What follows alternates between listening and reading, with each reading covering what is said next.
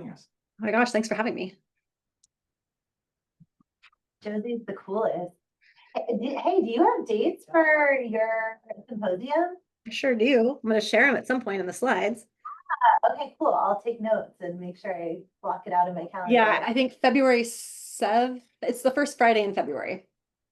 Okay. All right. Cool. I'm glad to hear that because we couldn't get our act together to do a fall symposium. So we're doing a spring symposium and we do not have the same date as you. Okay, whew, that's good. Do you think you're going to do a fall? Is that going to be the plan? So you guys will do a fall? We wanted to do a fall and there was some talk of funding coming from our research office. So they were kind of like taking the lead on a fall one. Okay. And so we're like, okay, we'll kind of like play second fiddle on like a more scholarly, like spring kind of situation. And then like they just got busy and slammed and like drifted off into space. No, that never happens. That's what happened. But I want to take fall so that I never intersect with yours and never compete with yours. I want to only complement yours. Well, if we can help in any way, please let us know because we are more than happy to support. Well, and likewise, we're going to be the 9th. So we'll shout out your recently completed symposium at ours. We'll definitely give a shout out to you guys and be like, oh, hey, in case anybody wants to back this stuff. Oh my goodness. Well, then, okay. And then how's your semester shaping up? You hanging in there? Okay. Yes, it's hard coming back from sabbatical. I didn't really. You were on sabbatical when I was on sabbatical. We were both on sabbatical, and it seems, well, maybe you did a better job at being on sabbatical. I learned that I am a terrible sabbatical person. And it only really let me say no to things that I truly didn't want to do and just gave me more time to do more of the work that I was already doing that maybe wasn't what I wanted to do, but also didn't want to step away completely from. So I'm back and things are just really tip top around here.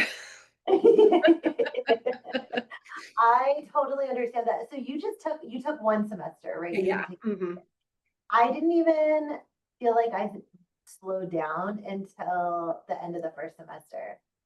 So you did a whole year? I did a whole year. Yeah, I think the problem was we had the symposium in February, right? So if I would have just been able to disappear in January, I think things would have been a little bit better. But then people were like, oh, well, Josie's answering email, so it's fine. And then I just kept answering email. And then that just kept making worse things happen, not worse things, but just work kept happening. And then I feel like I didn't get away. I went to Italy and visited my best friend who's teaching over there in. Hey. That was super fun. End of April, beginning of May. But that was like really the only time where I was like, I didn't bring my laptop. And then of course 5 like major fires broke out because that was like right at the time when like the first round of funding was maybe getting cut from OSUP and different things. And so I like had to like all of a sudden scramble and get an iPad and just be like, here's our narrative on stuff and please don't cut our funding. So wow. So I tried to step away and then that just failed. And I was like, okay, I'm just not meant to step away. Got it. It's like it's like when here's how I would explain it to people because they'd be like, why are you working? And I was like, everything that's happening right now is stuff I started working on 5 years ago. Yeah. And so it's been my baby for 5 years. And I'm not really in control of when something moves on a 5-year project, but when it moves, I have to move with it. Yeah, exactly. So some of those things are moving now. Yeah, and I would love for it to not be moving right now, but this is when we're moving. And it's also when like a bunch of stuff on our campus like really took off with neurodiversity stuff. And I'm like, okay, well, I can't not be in this meeting that I've been trying to make happen for the last like 4 years on stuff. So I'm like, okay, well, yep, I'm coming to campus. And I'd be like, I am not here. People would say, and be like, oh, I don't exist. Please keep walking. Oh my God. See, we should have texting each other like while you were and then we probably would have made more work for us. Let's be like, hey, have you done this? I'm like, what about this thing? Like I was going to SSD and I'm like, you never saw me. I wasn't here. If anyone knows I'm here, they're just going to give you more work. I was never here. Oh yeah, I would like sneak into my office at like 7 in the morning and like beat everybody in. And then like on my way out, be like, just straight down the hallway, like 900 minutes. People would see and say hi. They'd be like, oh, hi, I'm not talking to anybody. I'm not here. And they're like, understood. Yes, got it. love that. Yeah, I had a key to my building and I would just come in on Sunday. Yeah, I didn't do that because I'm like, I can't on a weekend, like Josie, get your life together. But I definitely was here more than I wanted to be, but also it's fine. My just stuff makes me happy, so it's okay. Yeah, I mean, and the stuff you're doing is so awesome. And I'm happy to hear that, some of those 5-year pieces were like moving and shaking for you. Because I mean, yeah, like I feel like your ecosystem just continues to grow. Like even when you shared that video with me, I wrote a line item in our next grant to do a video like that. It was like flipping fantastic. It makes me cry every time I watch it. We showed at symposium, and every time I get all verklempt about it. And I'm just like, you guys, this is so good. So good. The It's students so did such a good job. Like it was very limited scripting. Like they really carried that whole. got it. They just knew. Yeah. Oh, I love that. Well, do you want to test your Yeah, I slide? do want to test my slides. Yeah. Because I want to just triple make sure that my notes aren't going to show up on stuff because it would just be silly if it did.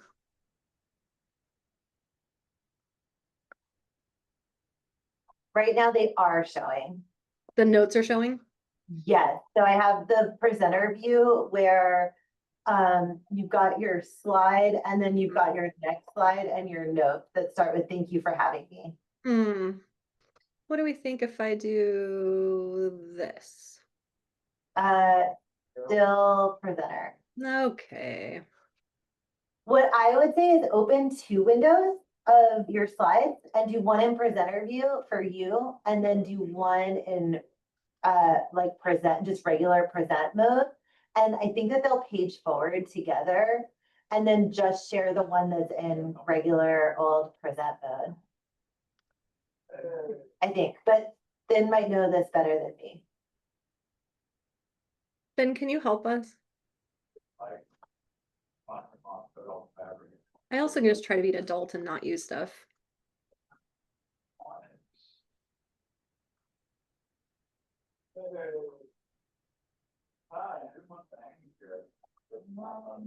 I think my file is so big I can't move it. That's my other problem. Don't write it down, it doesn't go in my brain. Yeah, Josie, you look good. Okay. Whew. Yeah, it's in the regular presentation mode, not the one with the note. Okay, great. Yeah. All right. So, Ben, you think we're good to start bringing folks in? Yes. All right, sweet.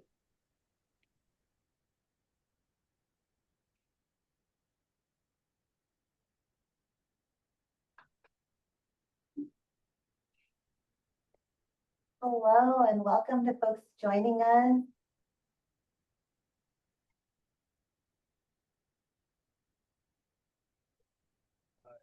Welcome to everyone coming in the room. So happy to have you here. Hi to Myra, who just said hello in chat. I know I'm a little bit quiet unless I stand closer to the mic. So for my introduction, I'm going to stand really close to the mic that's really tall.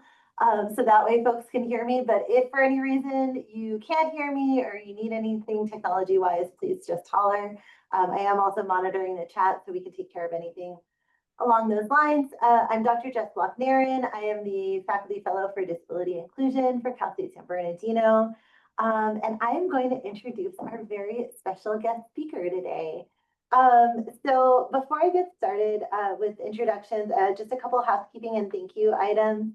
There is the world's most amazing group of people that make this speaker series possible. So first, thanks to Pam Crossan, and to Finn Lee, and to the Disability Studies Work Group, Drs. Jeremy Murray, Jessica Luck, Tiffany Jones, Jonathan Hall, and J. Chad Sweeney. The Intellectual Life Fund, who funded our speaker stipends for this year, Academic Affairs, Student Affairs, Services to Students with Disability, our Disability Inclusion Liaisons, including Dr. Sanjeev Mann, who is in the room with me here today, and all those who support and make it possible. Thank you also to all of our guests. We have 49 folks on our Zoom right now, just up to 50.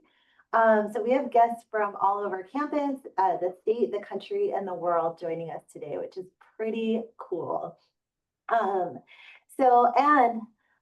the most important thank you to Dr. Josie Blagrave for being here with us today and for sharing her wisdom and her knowledge with us.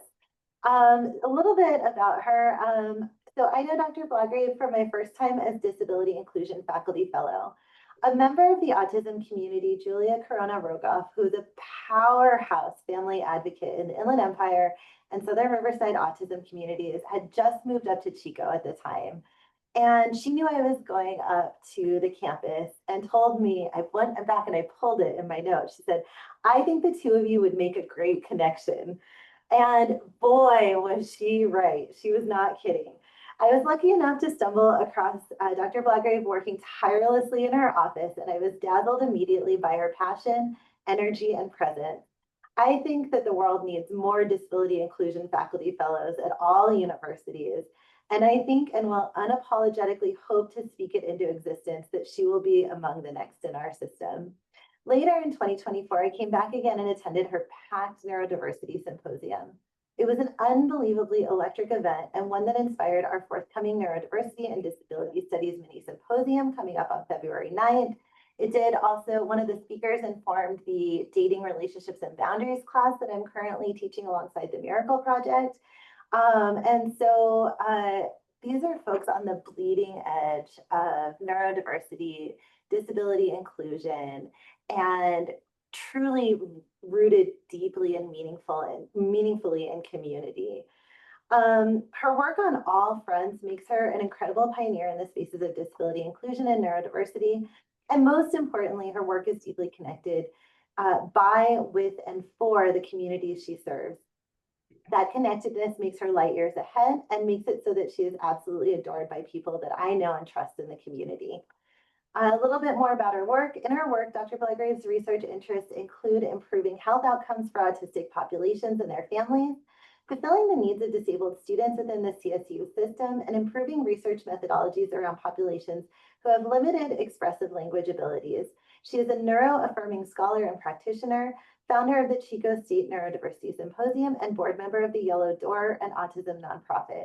She focuses on creating meaningful opportunities for neurodivergent and or disabled folks, including physical activity programs and educational initiatives. With that, welcome and thank you for being here. Thank you so much for that interjection, Jess. I got tired hearing it and I'm like, oh, this is why I'm stressed out all the time. But I am so grateful to be here. I am somebody who really wishes we were in person together. And as questions come up, feel free to like have a dialogue throughout this whole entire conversation today, because I really see it as a conversation. And I also want to say thank you for giving me the opportunity to just kind of go through and have this time to reflect on what we've done on our campus and like what my career trajectory has been, because it was a really positive experience to go through all of that. So thank you. And thank you all for being here. So I know that when we do professional presentations, we have to always start out with this. Here's why you should listen to me.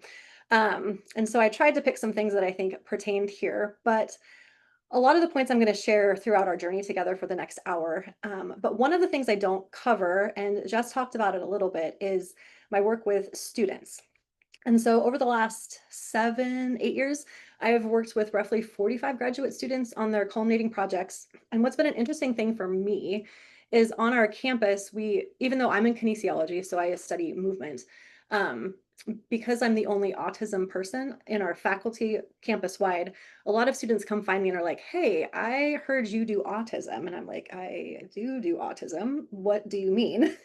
And they're always like, well, so I have this idea and I want to study this thing, but I'm in the psychology department, or I have this idea and I want to do this thing, but I'm in child development.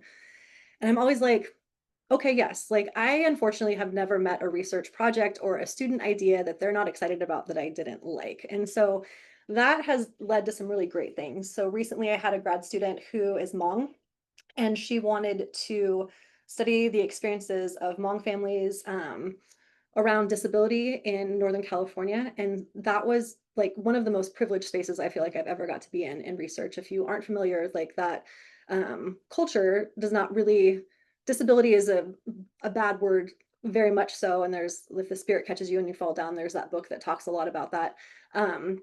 And it's a lot of shamanistic beliefs. And so it was really interesting to hear from families who are younger and coming up through the ranks now and like hearing their societal pressures and how that goes. So that was a really great study.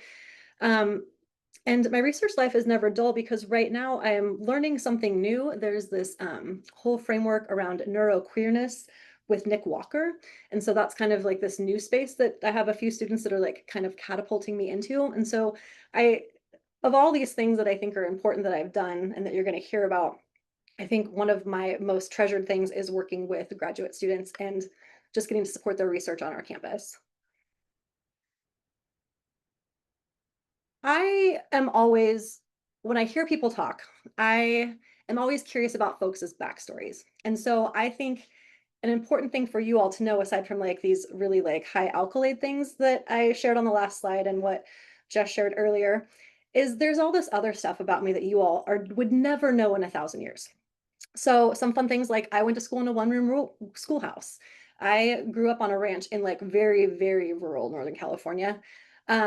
Something that I think informed me at a young age is my mom did home care for a autistic adult with high support needs. And so I was around Matt all growing up, like he was just part of our family. And I realized as I talk to people, like that is not like a normal thing that most folks would be exposed to, especially 30 years ago. I am a first gen college student and I couldn't afford applications for college. My parents had absolutely no idea what to do.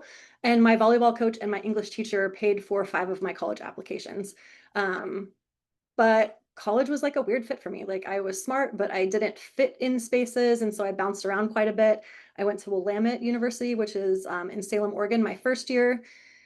It's probably the worst place I could have landed because imagine this girl that I just told you about, and now she's at like an Ivy League West Coast school. So didn't like that, went back to community college in Reading, almost failed out, and then was like, well, I guess I'll go to Chico because that's where everybody goes. And someone I was talking to was like, hey, you played sports in high school, right? And I was like, oh yeah, I totally played sports in high school. And like, oh, you should go talk to Rebecca Lytle. She's in the kinesiology department. Now, mind you, I thought that I was going to be a journalism major and I was going to work for National Geographic. I had all these other plans. I did not think I was going to be doing any of that. But needless to say, that's how I landed in adapted physical education, which is like my home base for everything and where my department is, and where most of my research originally was situated in. Um, I'm a really anxious person. I try to play it off with jokes and overly talking sometimes. I'm also a mom to adopted autistic now 17-year-olds, and I always think it's interesting for me in different roles, especially with students, because as a professor, I can talk to them about like, well, here's what the books say, and then also here's like the actual day-to-day parts on this. And I think it's a fun thing that I get to bridge for people, and also this reverse for families, right? When families come to me and they're like, oh, well, this and that. And I'm like, okay, yeah, but yes, and here's also what the research says, or here's like the political pieces of that that maybe you don't understand yet. So I have this weird space that I live in. I'm also a mediocre gravel biker and okay hiker, and I also love being outside at all times. I figured we might as well just figure out my presentation style really quick. So hopefully I didn't offend anybody with this title on this slide. But as I was thinking through all of this, I was trying to figure out the things that most shaped where I'm at. And here you will see baby Josie. She is at best 20 years old. My first job in Chico was job coaching. So I was doing supported employment for adults with developmental disabilities. And my boss was like, well, we want to start this janitorial crew and we think you'd be a great fit. And I was like, I'm gonna work a janitorial crew with adults with disabilities. Oh, sure, it's at night. I'm going to school. Like it's a full-time job with benefits. Sounds great. I'm in. And then I was about a year in and I learned about time studies. I don't know if everybody here is familiar with time studies, but they, I think, have gone away since. But if you were an adult that was in supported employment, you had to do a test basically for whatever your job was. So, for example, I'm with the janitorial crew. So, once a year, they would have to do a mop run down a specific hallway. They'd have to clean a specific window and they would have to sweep a certain space. And whatever amount of time it took them, there was a percentage of stuff that was based on what a typical person would do. And that would be the percentage of money that they would get on their paycheck. So a sub minimum wage amount. I heard about this and I was like, are you joking me? Like this cannot be a real thing. I go to come back to Chico State and talk to my professor, and she's like, oh yeah, that's a real thing. I was like, what is this nonsense? So then I did what any kinesiology student would do. since we're sports people and we like to win, I said, fine, we're going to practice every night and you guys are going to get the best time studies we've ever gotten. So every night we practice the same runs. We spend a little bit more time at work every night. And my crew ended up getting at 95% when before they had been at like, let's say 40. So like 40 cents on the dollar. If you think that's a good thing, you will be sad to learn that it was not. I got called into the executive director's office and was in major trouble because I had rigged the time studies. And I was getting scolded, and I'm this little baby. Like, I know nothing about anything, but I'm just like, this makes absolutely no sense to me. I'm in trouble now because people are making the amount of money that they should just because they're adults with disabilities. This makes no sense. And so I did what I do when I am usually confronted by people in power who make me mad. I laughed at Carl's face. And that did not go well. I was written up. And the next year I came back and did the same thing. And I knew that I was leaving the program. I was leaving the job. I had to start grad school. Not had to, I had a great opportunity to have to go to grad school here. And I knew that I was going to be done. And I knew that if I got the time studies done, then the guys would have at least one more year of the same rates because they couldn't undo what I had done. And so I was just like, it's my last couple nights. And I'm like, guys, I'm so sorry. I'm so sad. And Roy over here, that's in the Canada jacket, was just like, he's like, Josie, this is just how people like us get treated. And it's just not fair, but it's okay. And we really appreciate that, like, you tried. And I was like, well, shoot, Roy, like, this is terrible. And I am going to figure out how to like make things different moving forward in the world. And he's like, well, you might, but people have also tried before you. And I was like, well, this is heartbreaking. 20-year-old Josie's like, well, okay. So while the social model of disability was what I was like learning in class, there really wasn't like a ton of this disability justice piece, but I can think back to this moment in time and just be like, oh no, this is not right. And I'm not playing this game. So then we get to our autism clinic and the yellow door. And this picture in the middle is kind of a snapshot of like what I was thinking about when I did this slide. So what's the worst that could happen? Well, we had a few autistic teenagers in our motor space, and they were kind of bored with stuff. We'd learned soccer, we'd learned all this thing so that they could go be with their peers in a school-based setting, which is kind of like the gist of most things that we're doing. And this kid was like, well, I want to rock climb. And I was like, okay, we got a rock wall, let's go do it. And people were like, oh, you can't take these kids over the rock wall. You can't take autistic kids to climb. What if somebody gets hurt? And I was like, oh, yeah. What if somebody gets hurt? Yeah, okay, we won't do that. We're totally going to go do that. So we did. And what the worst thing could happen turned into the best thing that could happen because this kid went on to be in the military, used his rappelling and rock climbing skills in a bunch of the missions that he was on, and is still an avid rock climber to this day. So I think about what's the worst thing that could happen. And then I often always turn it around and like, okay, well, like, what's the best thing that could happen? So along those two lines, we have our autism clinic, and we had just moved into our brand new building at the time, 25 years ago, YOLO Hall. And each discipline, each subdiscipline was given a space to make theirs.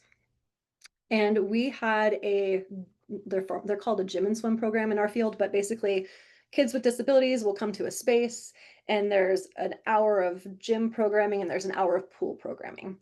And so at that time we had about 50 kids in that program. It was supported by students in our service learning and intro classes.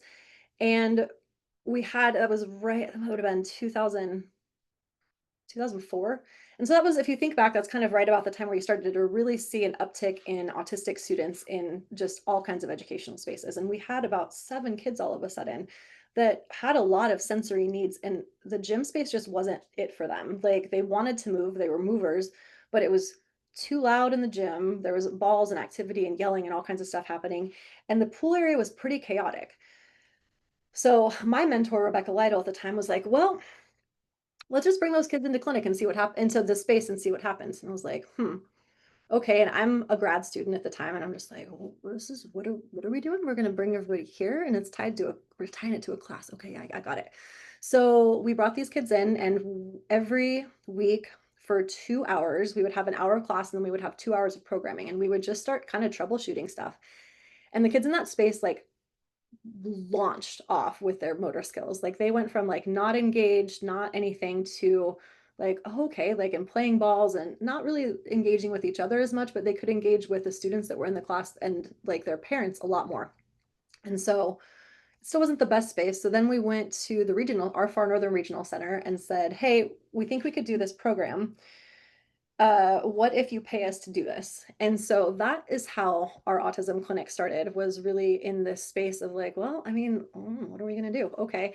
And so I was a grad student at the time. I graduated a year after that and then turned around and just was full-time employed there, and then have since just outlasted everybody and am the director of that space. And I currently have 3 full-time clinicians and about 25 student interns every single semester. And we serve 65-ish families from the community that come in 1 time a week to work on their gross motor and object control skills, or work in games and activities that they would be able to do to be lifelong movers. Parallel timeline, I am this newly minted clinic coordinator. And I have all these families that are coming into my space and are like, Josie, we're just dying for research. We want to know like what's out there. So it's, let's say 2007, it's 2007 or 2008. And they're just like, you get to go to this conference. I was going to the International Meeting for Autism Research every year. And I would just like start taking notes. And so whatever families were needing, those were the sessions that I would try to squeeze in. So I'm just like taking all these notes, um, and doing all these different things. And then the families were like, also, it would be really great if we could have like an autism walk here, because there, isn't like, we're driving down to SAC to do the Autism Speaks walk. And I'm like, yeah, that's terrible. That seems like the worst thing ever. Yeah, I don't know what we're going to do. So about that time, then I have the students from Greek life on campus come and they're like, hey, you do autism. I'm like, oh gosh, this is apparently the line that gets used. Yes, I work with autistic children. Yeah, what's up? They were like, we want to do an autism walk. All the Greeks want to do it, and we'll do the money and we'll send it to Autism Speaks, but we could do the walk here. And I was like, okay, I love the idea of a walk here. What if we keep the money here? And they're like, well, how are we going to do that? And I'm like, I haven't figured that out yet, but are you guys in if I can figure this out? And they said, yeah. So I had a friend who is the director of the North Valley Community Foundation here. I was like, hey, what do you think about this idea? And she's like, oh yeah, just start a nonprofit and we can do a walk and you can just keep the money here. I was like, okay, I guess I'm starting a nonprofit. So 2008 was our first autism walk. And I, in my head, was like, if 100 kids show up, it's going to be great. I think about 400 families showed up that first year. And it really became a space that folks were able to come and feel safe, to come and feel like they weren't being judged, and to like really celebrate just their families, whatever it looked like. Um, Nobody was getting weird looks because their kid was eloping or flapping or toe walking. Like, it was just a space that like everybody just felt like they could breathe for a second. Um, and so the money from that walk every single year has gone to different organizations. So there isn't, we don't have really a board per se. I have like 5 parents that'll be like, hey, can I send this money? Because someone has to like tell me I can do something. It can't just be me making decisions. So we've 1 year we're able to fund all of the mod severe classes in the county with $500 grants so they could buy extra things. We have helped build out a wing of the Chico Children's Museum so that it was sensory friendly so that our families could also go participate there. But the biggest thing that I think this has helped with is 2 things. We have a family grant. So if at any time families can't make a PG&E bill, or there's a piece of equipment that they can't afford for their child, they can just write in and ask for funds, and we will try our best to be able to provide them with that. The other thing that this nonprofit allowed us to do was when we had the campfire up here. I knew so many families that were in Paradise through the clinic, but also through all of our networks. And within 24 hours, we had Venmoed I think we had Venmoed 30 different families and like paid for hotels or food or gift cards or any of that, like right post emergency fire stuff. And that's continued to happen as we've had other natural disasters up here. So I think those have been like the 2 really great things that have come out of that space. And, if we would have stayed stuck in that, what's the worst thing that could happen and like not move forward? I think that these 2 spaces wouldn't have existed and came to be. And so I'm that's how those two things happened. The yellow door is kind of on a bit of a pause right now as far as the walk, just because I'm a little bit overtaxed. I just handed the walk off to another organization in town that really is good at event planning and works closely with the disabled community and uh, could use some funding right now in our current budget crisis. So I just passed that off, and it was a little bittersweet. It was a hard thing to do, but I think it was the right thing to do. And the community still had their big event last year, and everybody was still happy and doing stuff. So then remember how folks were asking me about collecting stuff at the conference I would go to? Well, finally I was like, well, what if we just did a conference here? Because you're starting to learn maybe that I'm like, well, what if we just did this thing? So I went and met with conference people on our campus, and they were like, well, you want to do, so let me get this straight. You want to have professionals come talk about autism. And I was like, no, I want to have autistic people come talk about being autistic. And they were like, autistic people don't talk. And I was like, and you're wrong. We'll start there. And and they're like, okay, so we'll have one autistic speaker. I was like, no, autistic speakers are going to be the keynote, and then we're going to bring as many other autistic folks as we can. And they're like, okay, I don't see the vision. And I was like, what if I can get John Robinson? And they're like, oh, who's that guy? And I was like, he's like the main autism guy besides Temple Grandin right now. Like, well, do you know him? And I was like, I do not know him. Not at all. I do not.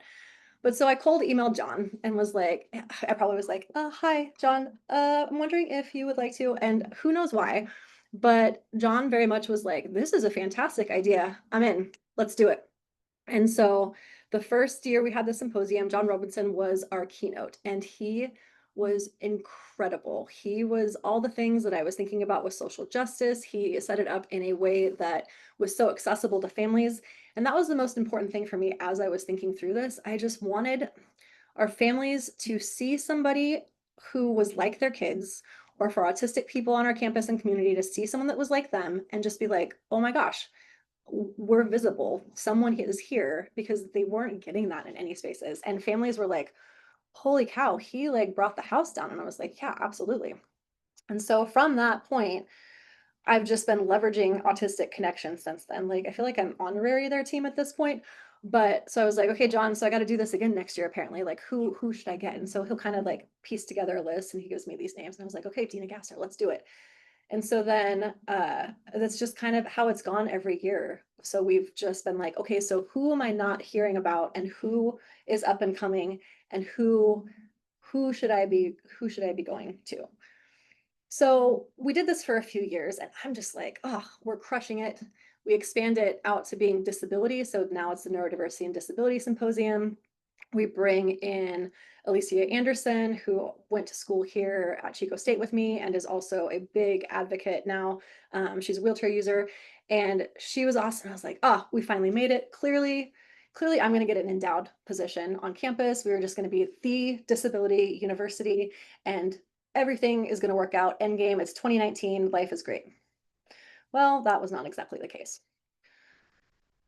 I tried so hard to come up with bullet points for this slide, and I just couldn't do it, because the blankness, I think, is actually the feeling I was having.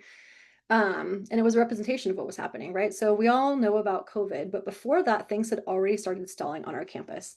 Like, folks were getting tired. I had kind of like exhausted like my first level connections on campus, and had kind of gotten to a point where I was like, I don't know what to do. We make it through COVID.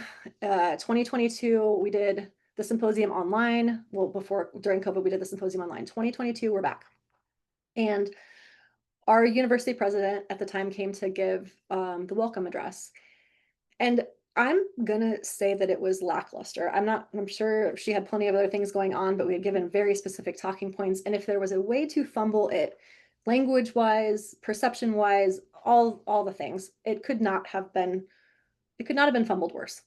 And our community up here is a pretty forgiving community, but they're going to call you out if they think that like you're kind of on the BS wagon. And so a mom raised her hand and was like, but what are you actually doing on this campus?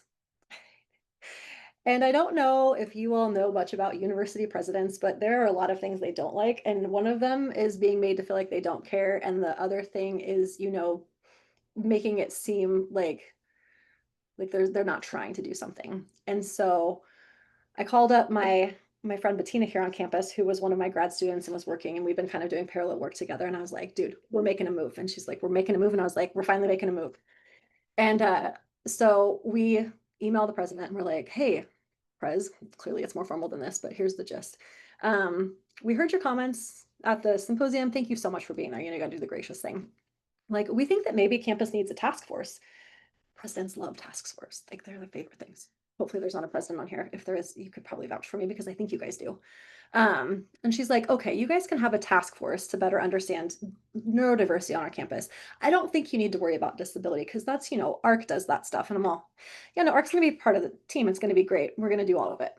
And I promise you, she thought nothing was going to come of this, but if you say, oh, the president said we could do this thing, people don't tend to like push back a ton. So we ended up finally hitting our tipping point on stuff. We were able to leverage a lot of connections. I had been what I call collecting people over the years. And so I made it past those, you know, first level interactions, if we're thinking about like a social circle, and had finally pushed out into a big enough group on campus. And then the funding came in a little bit for a few different ways. So Bettina has a website that's the Neurodiversity Network. And so she does a lot of stuff with workforce and employment. And she works in our employment office on campus. The student, not the student group, the counseling center began having a neurodiversity student support group. We got some funding as part of a 3-campus project through the National Science Foundation to improve STEM success rates for students in those programs. Our student group started their neurodiversity club. That's now the Neurodiversity and Disability Club, but this was where they were at then. And those kids are brilliant. I'm obsessed with them. I got picked to be part of the UC CSU collaborative. So that's a statewide initiative that looks at partnerships between policymakers and then the UCs with research and the CSUs with the teacher training piece and how we could connect. And then our good friend John Marble published Neurodiversity for Dummies and gave Chico State a shout out. And I thought that was like, I thought life couldn't really get better than that because John is just somebody that I admire so much. And for him to think we were doing a good job and to say that he would rather invest his time on us and our campus than the other bigger universities that he was being asked to do work for, I was just blown away by that piece. And he continues to kind of just be our compass with a lot of things on this campus. Like if we get kind of stuck on something or I'm in a like kind of a brain pickle and things, will be like, hey, John, can we like just talk something out? And so he comes every year and is a big supporter of the symposium and has been a presenter multiple times for us. I could see the vision, but I didn't know we were going to get here. So we now have a Neurodiversity and Disability Faculty and Staff Association. I quickly went through our list today to just write down as many as I could fit on a screen of where folks are embedded on our campus right now. And I think that I think it's just brilliant. And I love that we have been able to, that folks are comfortable enough to identify on our campus that they are willing to be in the space to say that they are neurodiverse or disabled or whatever their gig is, or they're an ally, and come to the table and work on things to make our campus better. So the structure looks like this. We have an executive committee, which is there's 3 of us that were kind of the original board members, for lack of a better word, on that task force. And then this semester we started working groups. And so these working groups came out of what everybody was said in our meeting in the spring of what they wanted to accomplish in the fall and moving forward. So we have an ally self-advocacy training. It was originally, when they did it the first time, it was to help educate educators on how to be better for students. But now the self-advocacy piece is really turning into how can faculty and staff advocate for themselves as well. So that's been a really great thing that started to come out. We have a campus events committee. So twice a year, we're trying to do something that is disability centered on our campus. We had our first graduation celebration in the spring, and we had 47 disabled and neurodivergent students show up with their families and have just a big old party. And it was like, it brought me so much joy. I can't even begin to tell you all. Membership, whatever. Parent support group, it's always interesting to me in those spaces, but there is a big need on our campus for parents to have support. And so we've got a group doing that. And then we have a social group that is doing meetups with faculty and staff once a month. All of these groups are working through Teams offline and then connecting back with the executive committee members just for guidance if they need help with anything. But we already have, I think, 6 different things booked in the fall based on these working groups. And so I just am so proud of everybody, and I just think that everybody is doing such an amazing job. Um, Thinking about that whole ecosystems idea as we're moving through, nobody is building an ecosystem in a vacuum, right? Like when we think about it, like we're all these interconnected spider webs on stuff. And I think that spider webbing piece is what has really like made our campus strong. Um, and a lot of it has really stemmed from the student group. So one of the things that they did a ton of last year was every time another one of the student groups were doing something, they were like, hey, what if we do this together? Because there's so much of a Venn diagram with our neurodivergent and disabled students on our campuses in these other spaces. And folks just maybe don't know or aren't aware of it, but the students get it. And the students are like, oh yeah, how can we make this inclusive? Let's do it. Let's market this together. And so from all of that, the biggest connection has been with the queer student group.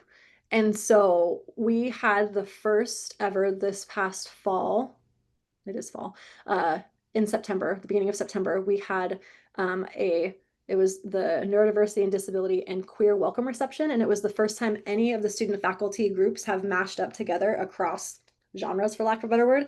And it was so warm, so welcoming. We probably had 200 people there from all parties.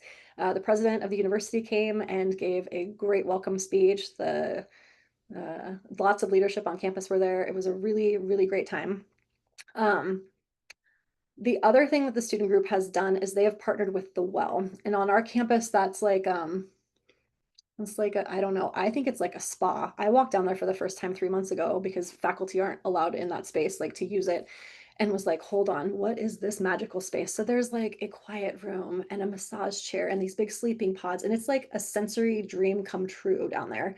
Um, and so the students just cold emailed and were like, hey, so we're wondering if we could use this space because it's really sensory friendly. And lo and behold, some of the staff members there are also autistic neurodivergent. And they're like, oh, this is brilliant. We've been trying to figure out how to connect with you all, but we couldn't be the people to reach out. So now every Friday from 12 to 2, that is where our neurodiversity and disability student group meets. And it has like, it's just been the best thing ever. Um, we have a lot of folks coming to us now from the different colleges with advising and trying to understand how to better support students through the academic process. Advising is kind of like one of those linchpin spaces.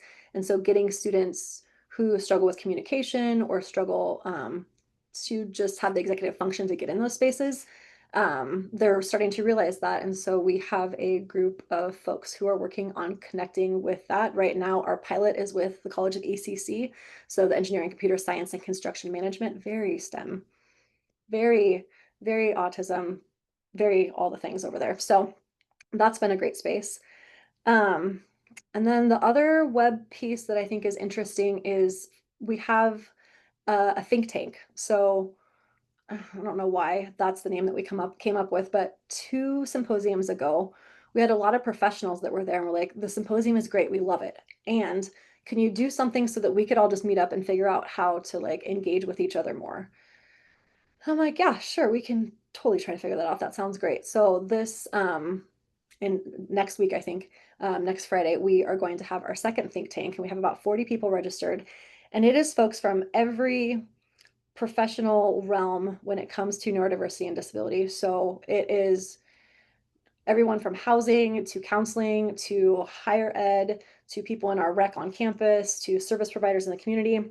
And I just think that has been a really great space to try. And the intention is that folks are figuring out what resources each other have, how they can support each other, and where we can band together to like not duplicate services, which I think, especially in the far north up here in rural areas, that is like a key to the whole entire thing. So we've been doing a lot of work with these partnerships and making sure that folks are all working together on things as much as possible. I have a little movie I'm going to share with you all. And this is from our students on our campus talked about their sense of belonging basically on and being at Chico State. Being a neurodivergent person means having a different way of viewing the world. Colors are brighter for me, sounds are louder, but I can also struggle with things like anxiety and depression. I can struggle with socializing. Time kind of goes by really fast, and I don't notice it because I'm so zoned in on a project. I focus so much on one class and then I don't have time for the other class, and I'm just kind of zooming through the work and I'm not learning. I tend to think differently. And because of that, there are some strengths to that. I don't always look at it as a disability. When I'm manic or I'm having those ups, I'm able to take care of a lot of the things I got to do a lot of the work I got to do, the projects I got to work on. And because I know that those crashes are coming, there are, once again, resources here, such as the Well Center and places like that, which really help a person to unwind. Everything you can think of to just relax. And that helps tremendously. Chico State has meant a lot to me. Both my parents went here, and it's also the place where I discovered that I was autistic because of the neurodiversity task force on campus. I think Chico State has really opened my eyes to the diverse range of people on this planet, and the diverse range of thinking and feeling. With every professor, with every student I met, I kind of felt more like Chico State is a home for me. And even when I had to take a break, I felt comfortable coming back because I knew that people were going to be here for me and they were going to help me get back on my feet. Chico State means to me everything. Hope for my future, hope that I didn't have before. As an older student, I didn't know kind of what I was going to do, what my plans or what the options even were for me. But there's been so many people that have come and educated me, and it's really kind of opened me up to the possibility of a brighter future. Think differently? At Chico State, so do we. We're on the forefront of neurodiversity and disability visibility, and we need your unique perspective to continue leading the way. Dare to join us and help build a better world. Learn more at csuchico.edu/diversity. And now I'm going to be the first to say that is clearly a hype video. Like, there are things on campus that could be better. Every space has things that could be better. And I just love that these students, that was not scripted. Like, they just went through and shared their piece, and then there was not, like, the editing, the whole thing just came together. I get choked up every time I watch it because I just think they did such a great job. Okay, as we're wrapping up, so our next moves at Chico State. This one, folks do know about it, is our next Neurodiversity and Disability Symposium. That date is not right at all. Nobody knows why I put that there. I will clarify that. That is completely not the right date. But we have Caitlin from Love on the Spectrum is going to be our keynote, and Joey Travolta, who does a lot of film. I didn't know much about this until I went searching to figure out what he does. But he has basically a job training pipeline for students who are autistic who want to be in the film industry. So you go to his camp and then you basically get pipelined into the film industry. Breakout sessions this year, here are some of them. I am here to report that I have never been more excited on the entire face of the planet. Don't ever tell this to any of the other keynotes because I've had Temple Grandin as a keynote, but I am so excited to have Hari as a breakout session. I don't know if anybody is familiar with Hari, but he is the non-speaking, he was at Berkeley and now he is back, maybe Purdue, I don't remember. But he is a brilliant researcher, and I have been wanting to have him as our keynote for so long. And he couldn't do the keynote because he couldn't travel around his school schedule this spring. But I am over the moon. And once again, this was one of these things where folks were like, Josie, you want to have a non-speaking keynote? And I was like, yeah, it's going to be great. And they're like, okay. So stay tuned. Hopefully that goes as well as I hope it does. But there will be a remote option available. I still am so confused where those dates came from because those are not, maybe it is February 6th. I'm gonna move on. Okay. And the other thing that we are launching in the spring is we are going to have certificate in neurodiversity for educators and professionals. So it is a 3, 4, 5, 6, a 6 course sequence. And the intention behind it is that it is more strengths-based and neuro-affirming than a lot of the other certificate programs that I have looked at and seen for educators, with the intention of leveraging evidence-based practices in that space. So how can we get folks that are out in the field already more up to speed and give them the tools so that they can support neurodivergent students in their spaces? So here's the list of our classes that we're going to have. And if you want more information, I'm going to have my email at the end and people can feel free to reach out there. But it's something, this was my sabbatical project in this past spring, and I'm really excited about it. I think I'm hopeful that it's going to go really well. My final thoughts on things. I was trying to think of like the things we did on our campus don't necessarily translate to other people's spaces. So I was trying to figure out things to share that are not like cookie cutter things that you could just be like, oh, here's exactly what you need to do, because everyone's systems are different, everyone's spaces are different. So when I stripped it all away, I really came down to these thoughts. And this first one is like my biggest one. You basically can't be picky about who is coming to the table. Like everyone belongs at the space that whatever it is you're trying to build. If somebody wants to be there, you need to figure out how to make space and let them be there, because you just never know like how that's going to play out. Big on the leveraging what already exists and embedding into current infrastructures. One of the things that I did not share, that I should have back on a different slide, was that we now have data on our incoming students. So when they come to Choose Chico weekend or when they do their orientation on campus, the orientation survey that they all do now has 2 questions that are centered on disability, because we had no way to grab that student data anywhere on our campus. And the question, is, do you identify as disabled or neurodivergent? Yes, no. Do you want to be contacted with things that are happening on campus? So now for the last 3 years, we have compiled a list of at least 120 students every semester that I basically send a welcome email to when they first get here and say, here's the student groups, here's the places you could get plugged into if you don't know where they are. And that all came about like because we didn't build a new thing. We didn't need to market a new thing. We just needed to get a couple questions on something that already exists.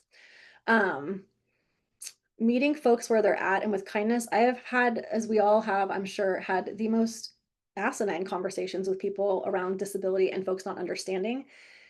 And I think you just have to meet folks where they are and do your best to be kind about things, because everybody at the end of the day, I really do think is trying their best.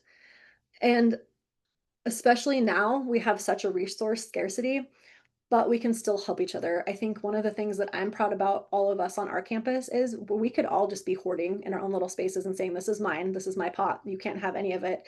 And instead it feels like in this space, everybody's reaching across the table and being like, okay, I have this thing, I need this from you, here's what you can do, how can we piece this all together so that our students can get the best experience possible. So these are my thoughts on how we can all keep moving forward on stuff. But here's my biggest takeaway at the end of all of this, especially in our current times, is I like wake up and I read the news and I'm so disheartened every day. And I think it would be easy for us to all give up and to throw in the towel, but we just have to keep doing this work and coming together and figuring things out in these spaces and listening to each other and leveraging things and doing our best, because at the end of the day, we kind of only have each other in this space. And then thanks for listening. Hopefully it was helpful. I don't know how this works now, Jess. Do we get to have questions or is that game over? We love questions. Okay. Do I get out of slides? I'm gonna get out of slides. It's up to you. So however you want to do it, it works for us. So I've been monitoring the Q&A, and it was just mostly kind of like a little bit of, is this going to be recorded? Is there going to be a recording? That kind of stuff. So housekeeping type stuff. Gotcha. And then one person asked for the updated date. So I did pull that on your website. It says February 6th. February 6th. I figured, I was like, as I'm thinking, I'm like, I must have just put a 2 in front of that and then decided it was 2027 and not 2026. Hey, maybe that'll be the date in 2026. Maybe that'll be the date. Mark the calendars. Let's figure out. Maybe I was reading into the future on that. Now have it on that date because you said so. Speaking it into existence. There you go. But yeah, we love questions. If folks have any questions, thoughts? Oops, my stuff is filling the screen with all kinds of fun things. I, got really enthusiastic comments. This is great. This is amazing. This was such good information to know. Thank you. I would say that one question, just to kind of summarize it, one question I got in Q&A was a little bit about,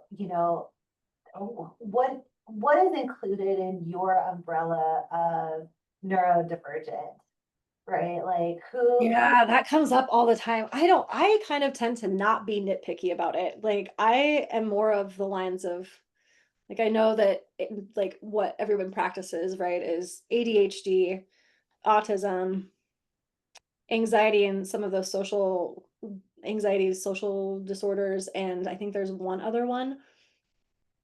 I just kind of tend to be like, oh, your brain works different. Okay, cool. Like, come on in. It doesn't matter to me. But that's sort of like my stance on most things. Like, I'm not big on, oh, you don't have a formal diagnosis. Oh, like, you think you belong here? Cool. Come be here. Love that. Thank you. I think there's more coming in the Q&A. Let me take a look really quick. Okay. Oh yeah. So the last question in Q&A is the date questions. We got that taken care of. How about for our disability studies work group folks or our liaison? Do we have any questions from the room? You can also, if you're a panelist, you can unmute yourself and speak.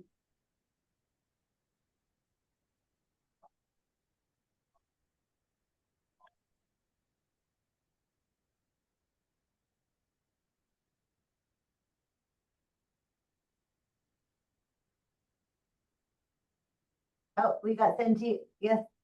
I'll just share what was on my mind.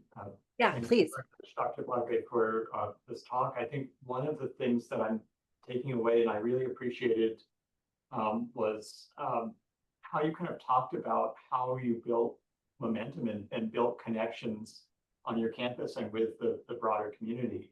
I think that the approach that you took involved kind of building these connections, finding ways to, as you put it, kind of be very open-minded about who you could partner with, and kind of making sure that everyone felt welcome when they do come to the table, and that just kind of creates the foundation to be able to learn more together. But then also bringing in the funding and bringing in the resources. So I think that was really helpful for us to hear about that approach. My one question, I guess, would be if like what you found helpful in kind of helping to kind of like in talking with people who maybe don't think of these connections right away, or don't already see ways in which kind of working with people who are neurodiverse is going to help them kind of reach their mutual goals. Like what are some of the things you found effective at kind of reaching out? Yeah, so I think that's a great question. And thank you for your comments on stuff too. I think that it's always best to when someone is in that space or not seeing how something can connect. I think if you can't be the person that can like explain it to them, like I hate like getting someone like that in a large space and then making them feel stupid. Like it's never gonna get anybody over on your side, right? So like, I don't know, our campus is very like culturally friendly, like have a cup of coffee, have a this. So I've done things where I've like just been like, hey, I was in this space, I was thinking about this thing. Do you have 15, 20 minutes? Can I buy you a cup of coffee and can we talk? So I'll do like a one-off that way. But also I will try to figure out if there's somebody that is on my team, for lack of a better word, and be like, oh, do you know this person? And can you backdoor this in a better way? So like, I kind of tend to be like more of the subversive channels on stuff, like, and be like, okay, like you're not here yet, but I think you can get here. And here's how I think we can get you here.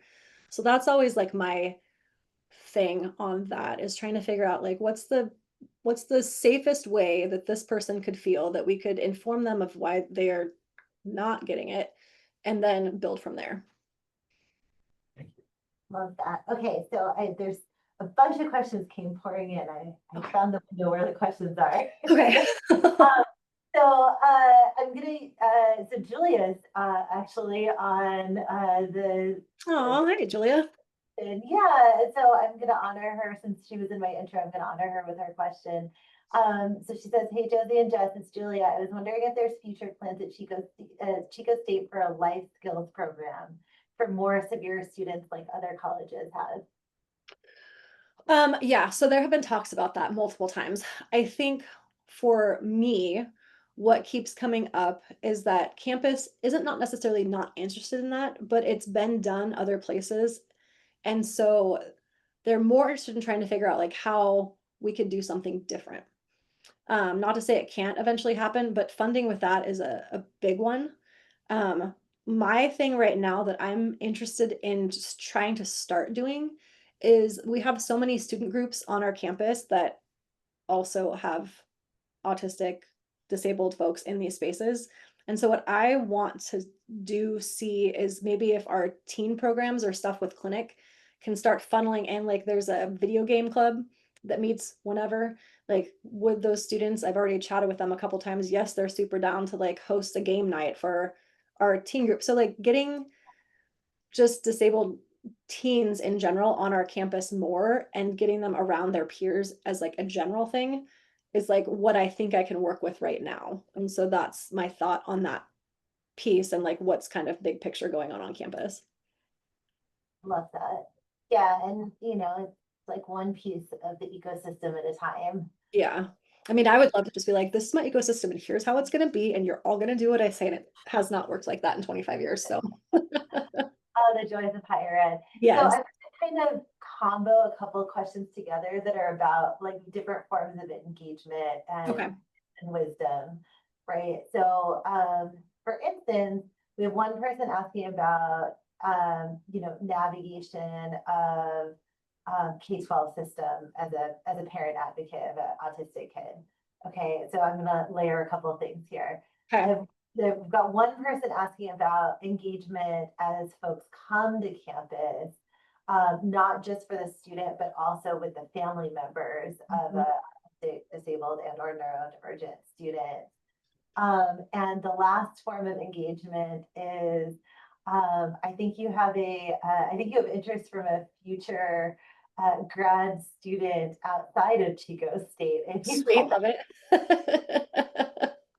I love that. Come on down. Let's hang out. So how to navigate the K-12 system into college and / like how do parents fit into that, like, or how could that family system support better? So it's really interesting. We just had our we had alumni weekend this weekend, but it's also Chico preview and it's also like family weekend.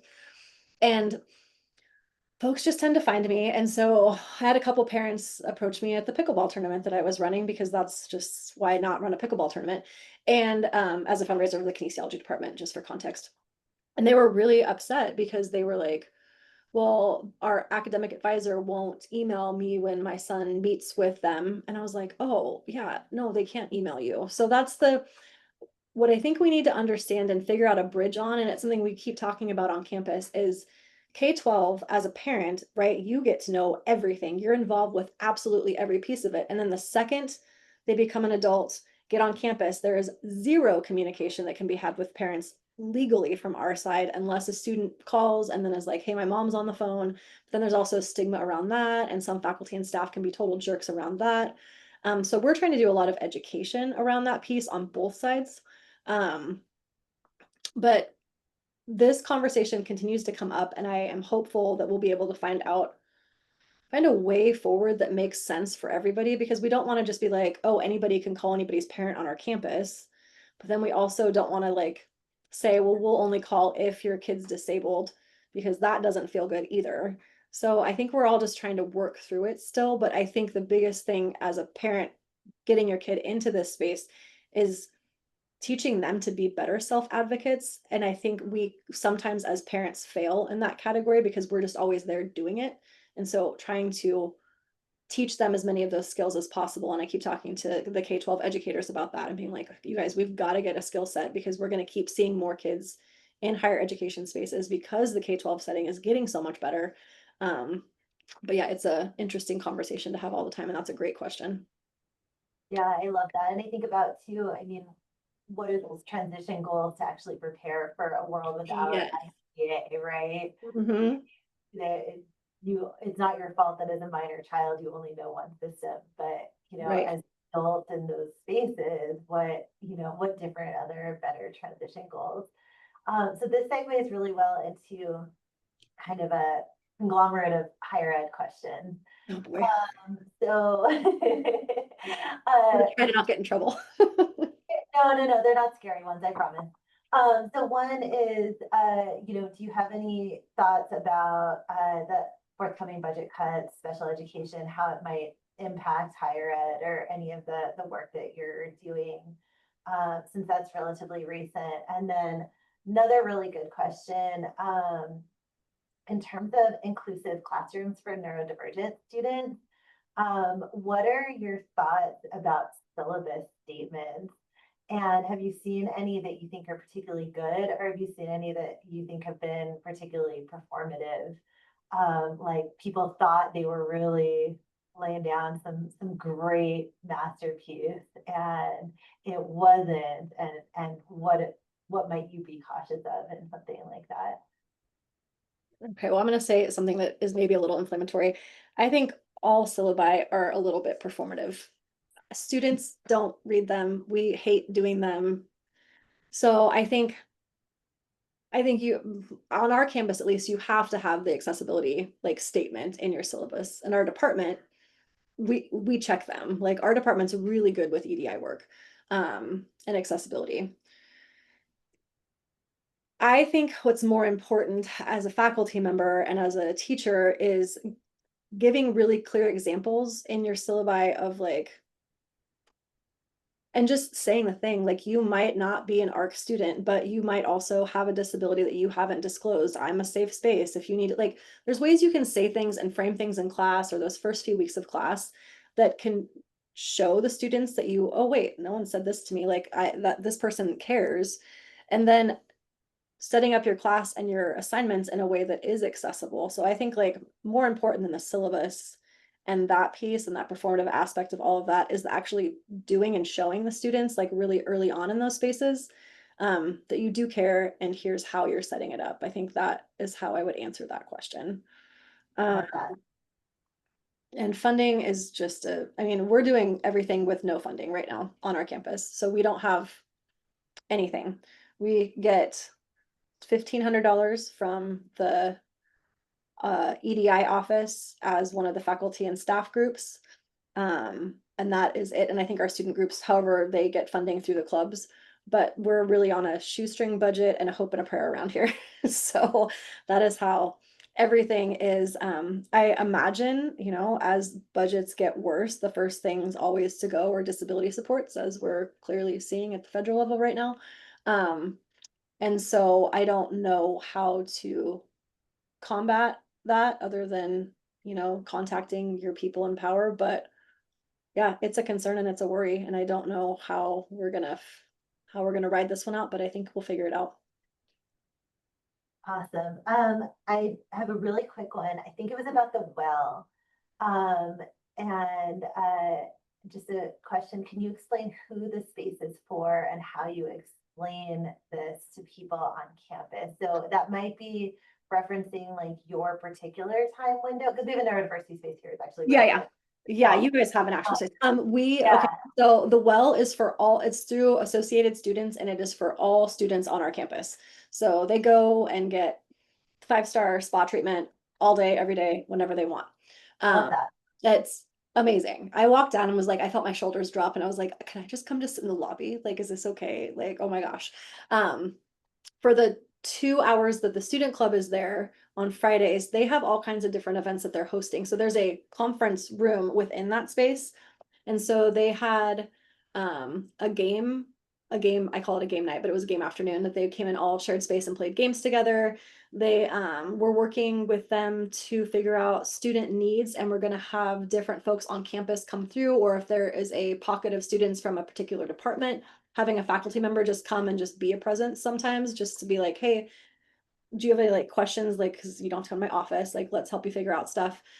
My favorite night that the student group does is their last meeting of the year. They do a preferred interest meeting where everybody gets 4 minutes to talk about their preferred interest for the year. And it is my favorite thing to go to. I die every single time, and I'm trying to figure out how to infuse that somehow into the symposium.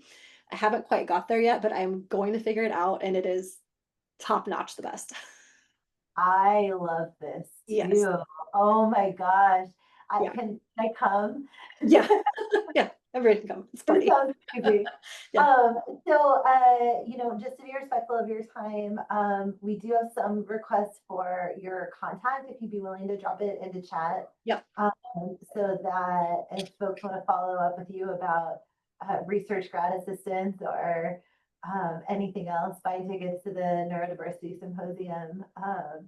That way they know how to follow up and lend their support and join your table that is open to everyone, as you say, which I really appreciate. When you said that, it gave me chills.